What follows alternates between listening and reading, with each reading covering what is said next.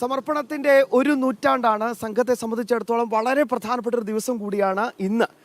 ഇന്ന് എല്ലാവരും ലോകം മുഴുവൻ ഉറ്റുനോക്കുന്നത് നാഗ്പൂരിലേക്കായിരിക്കും. പരമപൂജനീയ സർസംഘചാലക് ഡോക്ടർ മോഹൻ ഭാഗവത് അദ്ദേഹത്തിന്റെ വാക്കുകൾ എല്ലാവരും, അതായത് ലോകം മുഴുവൻ ഉറ്റുനോക്കുകയാണ്. അത് സംഘപ്രവർത്തകർ മാത്രമല്ല, ഇന്ന് അദ്ദേഹത്തിന്റെ ഓരോ വാക്കുകൾക്കും ഓരോ സമയവും കാത്തിരിക്കുന്ന ഒരുപാട് പേര്, ദേശസ്നേഹികളായ രാഷ്ട്ര ഭക്തരായ ഒരുപാട് പേര് വളർന്നു വരുന്നുണ്ട്. അദ്ദേഹം എന്ത് പറയുന്നു എന്നതാണ് ഏറ്റവും പ്രധാനപ്പെട്ട കാര്യം. അത് ഇടവേളകളില്ലാതെ ജനൻ ടിവിയിൽ തത്സമയം നമ്മൾ സംപ്രേഷണം ചെയ്യും, നമ്മുടെ പ്രിയപ്പെട്ട പ്രേക്ഷകർക്കായി ഒരുക്കുന്നുണ്ട്. ഒപ്പം ഇന്ന് നാഗ്പൂരിലെ വളരെ പ്രധാനപ്പെട്ട ചില പരിപാടികൾ, കാര്യക്രമങ്ങൾ കൂടിയുണ്ട്. അതിന്റെ വിശേഷങ്ങൾ നൽകാനായി നമുക്കൊപ്പം ഇപ്പോൾ സംഘം പിറന്ന മണ്ണിൽ നിന്ന്, നാഗ്പൂരിൽ നിന്ന് ശ്രീകാന്തും ജിഷ്ണുവും ചേരുന്നുണ്ട്. രണ്ടുപേർക്കും സ്വാഗതം ഈ പ്രത്യേക വാർത്താ പുലരിയിലേക്ക്. ശ്രീകാന്ത്, ജിഷ്ണു പറയൂ.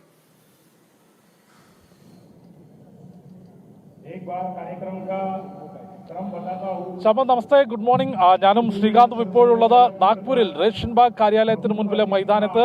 വിജയദശമി ദിനത്തിൽ സർസംഘചാലക് ഡോക്ടർ മോഹൻ ഭഗവത് വിജയദശമി സന്ദേശം നൽകുന്ന വേദിക്കരികിലാണ്. ആ വേദിയുടെ ദൃശ്യങ്ങൾ ആദ്യം പ്രേക്ഷകരിലേക്ക് എത്തിക്കുന്നു. ഈ വേദിയിലാണ് 7:45 സർസംഘചാലക് ഡോക്ടർ മോഹൻ ഭഗവതും കൂടാതെ രാഷ്ട്രത്തിന്റെ മുൻ രാഷ്ട്രപതി രാംനാഥ് കോവിന്ദും എത്തുന്നത്. ശ്രീകാന്ത്, നമ്മൾ ഇന്നലെ മുതൽ ഇവിടെയുണ്ട്. ഈ സംഘത്തിന്റെ 100ാം വർഷത്തിൽ നാഗ്പൂരിൽ നിന്ന് റിപ്പോർട്ട് ചെയ്യാൻ സാധിക്കുന്നതിന്റെ സന്തോഷമൊപ്പം ശതാബ്ദി വർഷത്തിലെ കാര്യക്രമങ്ങൾ. ജിഷ്ണു, ഇതിൽ ഏറ്റവും പ്രധാനപ്പെട്ട കാര്യം, നമുക്ക് ഇതിൽ ദേവതാഗണ സംഗമം നടക്കുന്നു എന്ന് നമ്മൾ ഗണഗീതത്തിൽ പറയാറുണ്ട്. ആ ദേവതാഗണ സംഗമം നടന്നുകൊണ്ടിരിക്കുകയാണ്. ആ ദൃശ്യങ്ങളിലേക്കൊന്ന് പോകണം. നമ്മുടെ ക്യാമറമാൻ കൃഷ്ണകുമാർ നമുക്ക് വേണ്ടി ഇന്ന് ക്യാമറ ചലിപ്പിക്കുന്നതാണ്. കഴിഞ്ഞ ദിവസവും നമ്മൾ ഈ റേഷൻ ബാഗിലെ കാര്യാലയത്തിൽ നിന്നും കാര്യാലയത്തോടൊപ്പമുള്ള സ്ഥലങ്ങളിൽ നിന്നും ഒക്കെ തന്നെ വാർത്തകൾ നൽകിയിരുന്നു. ഇതാ ഈ കാണുന്ന ദൃശ്യങ്ങളാണ് ദേവതാഗണ സംഗമം എന്ന് നമ്മൾ പാടുന്ന ഗണഗീതത്തിൽ പറയുന്ന സംഭവം. ജിഷ്ണു, ഇതിൽ ഏറ്റവും പ്രധാനപ്പെട്ട കാര്യം, ഇവിടെ നിന്നും നോക്കുമ്പോൾ ഈ 100ാം വർഷം സംഘത്തിന്റെ ഈ വളർച്ച, ഈ റേഷൻ ബാഗ് ഗ്രൗണ്ടിൽ ഈ കാണുന്ന കാഴ്ച എന്താണ് ഈ ഘട്ടത്തിൽ തോന്നുന്നത്?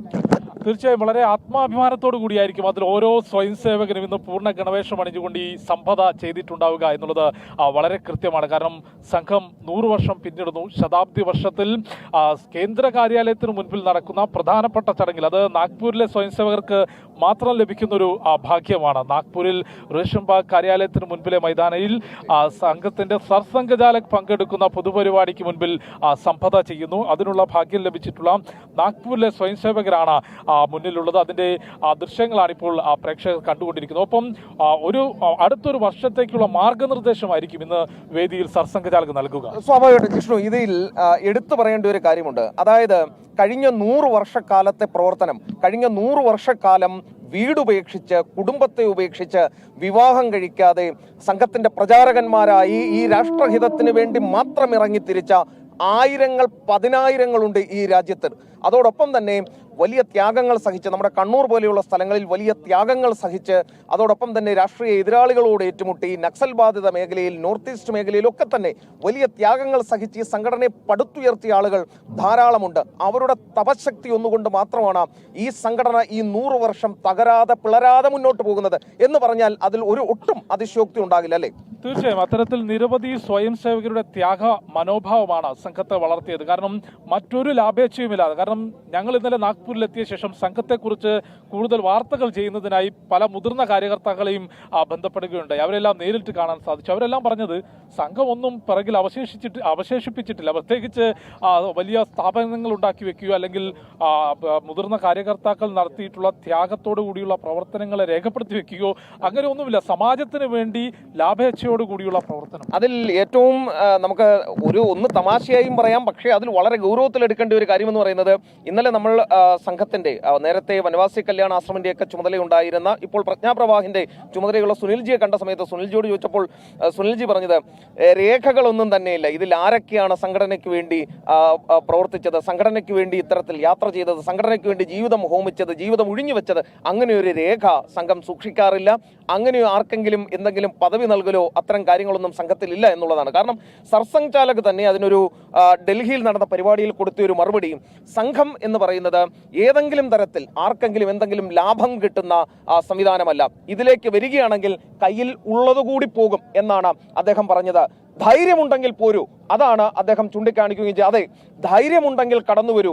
ഈ 100 വർഷം ഈ സംഘടന ഏത് രീതിയിലാണോ തകരാതെ പിളരാതെ പ്രവർത്തിച്ച് മുന്നോട്ട് പോയത്, ഇനിയുള്ള 100 വർഷം അത് അദ്ദേഹത്തിന്റെ ആഹ്വാനം ജെൻസി കിഡ്സിനോടും അതോടൊപ്പം ഇവിടുത്തെ യുവാക്കളോടുമായിരുന്നു.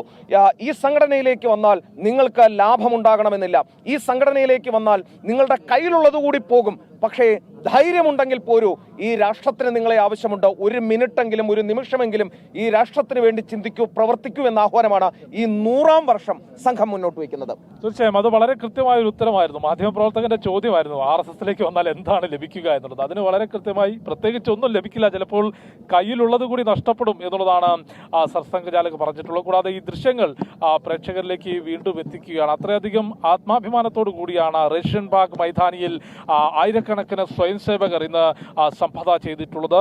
ഏകദേശം അരമണിക്കൂറിനുള്ളിൽ തന്നെ പൊതുപരിപാടിയിലേക്ക് കിടക്കും. ആ പൊതുപരിപാടിയിലെ വേദിയിൽ സർസംഘചാലക് ഡോക്ടർ മോഹൻ ഭഗവത് ഉണ്ടാകും.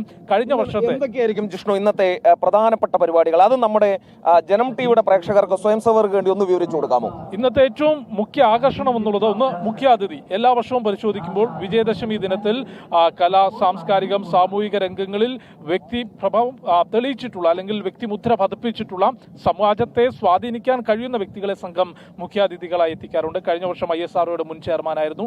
ഇത്തവണ മുൻ രാഷ്ട്രപതി രാംനാഥ് കോവിന്ദ് എത്തുന്നു. അദ്ദേഹത്തിന്റെ പ്രസംഗം ഉണ്ടാകും. ഒപ്പം ഏറ്റവും പ്രധാനവും സംഘത്തിന്റെ സ്വയം സേവകരും രാജ്യവും ഉറ്റുനോക്കുന്നത് ഡോക്ടർ മോഹൻ ഭഗവതിന്റെ സർസംഘചാലകിന്റെ വിജയദശമി സന്ദേശം. കഴിഞ്ഞ തവണ അദ്ദേഹം രാഷ്ട്രം നേരിടുന്ന സാമൂഹിക രാഷ്ട്രീയ വെല്ലുവിളികൾ അതിനെ ചോദ്യം ചെയ്തുകൊണ്ട് മുൻപോട്ട് ഐക്യത്തോടെ പോകേണ്ടതിനെ കുറിച്ചുള്ള പ്രാധാന്യത്തെ സംബന്ധിച്ച് വേണമെങ്കിൽ ഈ വിദേശ രാജ്യങ്ങളിൽ നിന്നുള്ള പ്രതിനിധികളെ കൂടി എല്ലാ കാലത്തും ഉൾപ്പെടുത്തുന്നതാണ്.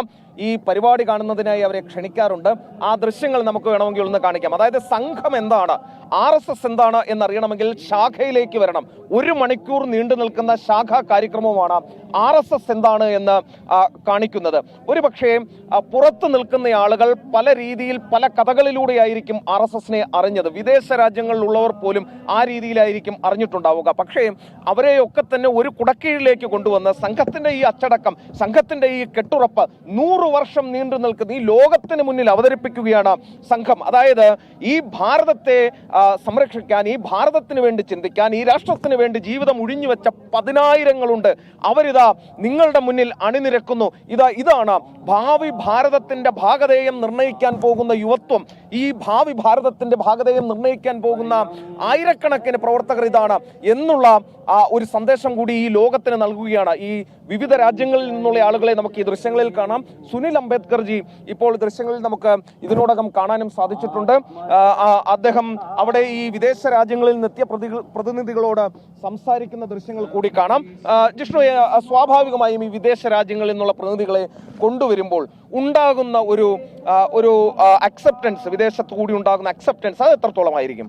ഇതിനോടകം തന്നെ നിരവധി രാജ്യങ്ങളിൽ 100-ലധികം രാജ്യങ്ങളിൽ ഹിന്ദു സ്വയം സേവക് സംഘം എന്ന പേരിൽ സംഘത്തിന്റെ പ്രവർത്തനങ്ങൾ വ്യാപിപ്പിച്ചിട്ടുണ്ട്. അതുകൊണ്ട് തന്നെ സംഘത്തിന്റെ പ്രവർത്തനങ്ങൾ എന്തൊക്കെയാണ്, പ്രത്യേകിച്ച് ഈ 100ാം വർഷത്തിൽ സംഘത്തിന്റെ പ്രവർത്തനം, ഇന്നത്തെ വിജയദശമി ദിനത്തിന്റെ പരിപാടികൾ, ഇതെല്ലാം തന്നെ വിവിധ ലോകരാജ്യങ്ങളിലേക്ക് എത്തിക്കുക എന്ന പ്രാധാന്യം കൂടി ഇത്തരത്തിൽ വിദേശ രാജ്യങ്ങളിലെ പ്രതിനിധികളെ പ്രത്യേക ക്ഷണിതാക്കളായിട്ടാണ് അവർ എത്തിച്ചിട്ടുള്ളത്. വിദേശ രാജ്യങ്ങളിലെ പ്രതിനിധികളുണ്ട്. ഒപ്പം 40ഓളം വിദേശ രാജ്യങ്ങളിലെ മാധ്യമ പ്രവർത്തകർ ഈ പരിപാടി കവർ ചെയ്യാൻ വേണ്ടി എത്തിയിട്ടുണ്ട് എന്നുള്ളതാണ്. അതായത് എന്താണ് സംഘം, വിദേശ രാജ്യങ്ങളിൽ പോലും ഏറ്റവും പ്രധാനപ്പെട്ട ചർച്ചാ വിഷയം ഭാരതത്തിൽ RSS എന്നൊരു പ്രസ്ഥാനമുണ്ട്, അത് രാജ്യത്തെ താങ്ങി നിർത്തുന്നു എന്ന പ്രതികരണം നിരവധി വിദേശ ഭരണ തലവന്മാർ പറഞ്ഞിട്ടുള്ളത് നമ്മൾ കേട്ടതാണ്. പക്ഷേ വന്നിട്ടുണ്ടാവുക നരേന്ദ്രമോദി സർക്കാർ അധികാരത്തിൽ വന്നതിന് ശേഷം ഒരുപക്ഷെ കൂടുതൽ നമ്മളവരെ കുറ്റം പറയാൻ കഴിയില്ല. കാരണം അത്ര വലിയ ഔട്ട്റീച്ച് സ്വാഭാവികമായും വിദേശ രാജ്യങ്ങളിൽ ഉണ്ടാവുക എന്നുള്ളത് സംഘം പ്രവർത്തിക്കുന്നുണ്ട്. 136 രാജ്യങ്ങളിലായി വിവിധ സ്ഥലങ്ങളിൽ പ്രവർത്തനം നടക്കുന്നുണ്ടെങ്കിൽ ഒരുപക്ഷെ നരേന്ദ്രമോദി സർക്കാർ കേന്ദ്രത്തിൽ അധികാരത്തിൽ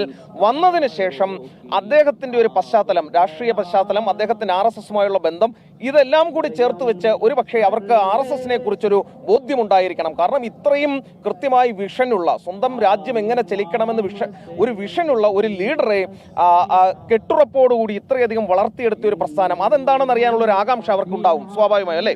തീർച്ചയായും നരേന്ദ്രമോദി എന്നതിനപ്പുറത്തേക്ക് സംഘം ശക്തിപ്പെടുത്തിയിട്ടുള്ള, കാര്യപ്രാപ്തി നൽകിയിട്ടുള്ള നിരവധി കാര്യകർത്താക്കളാണ് ഇന്ന് ഭാരതത്തെ മുൻപോട്ട് നയിക്കുന്നത്. ഒപ്പം അല്പസമയത്തിനകം തന്നെ പൊതുപരിപാടി ആരംഭിക്കും. അതിനുശേഷം അതിനുശേഷം ഇടവേളകളില്ലാതെ തന്നെ നമുക്ക് ആ പരിപാടിയിലേക്ക് പോകേണ്ടി വരും. അതുകൊണ്ട് വളരെ പെട്ടെന്ന് ഒരു ചെറിയ ഇടവേള എടുത്ത് വളരെ വേഗത്തിൽ തിരിച്ചു വരാം.